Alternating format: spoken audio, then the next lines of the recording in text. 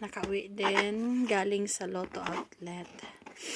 Hindi ko na i-video doon kasi baka sitahin ako. Hindi ko kasi alam kung okay lang ba mag-video doon. Pero nakabili ako ng 7 cards. Ang 3 dito ay kay ate at saka sa akin yung 4. 'Di ba nanalo ako ng ni Hakyen. So pinalitan ko ulit.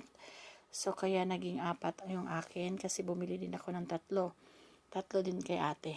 So ngayon i-scratch natin yung 3, yung 4, yung sa akin lang kasi baka mamaya pa ito i-scratch ni ate yung 3 niya. So tingnan natin guys kung mananalo tayo ngayon. Sana nga maging jackpot.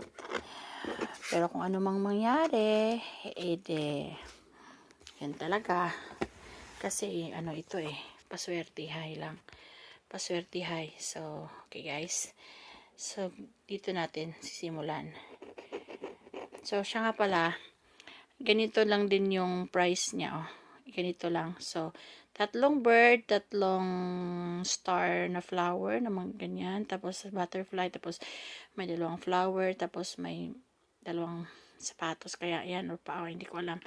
Basta, kapag 3 yan, lalabas dito sa isang card, malamang sa malamang mananalo ka.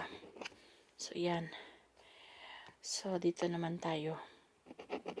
Tingnan natin kung mananalo tayo. So, iba. So, kapag ito, pag mananalo tayo dito, tingnan natin dito. Parang hindi. Parang wala.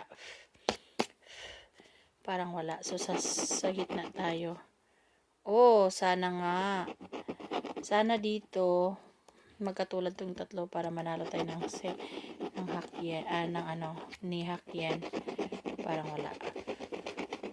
So, parang dito, nanalo tayo, guys! Panalo ulit tayo. Tingnan nyo. Oh, isang card pa lang yan ha. Panalo na tayo ulit. Oh, 1, 2, 3. So, may ni Hakyen tayo. May ni Hakyen tayo, guys. So, isang ni Hakyen. So,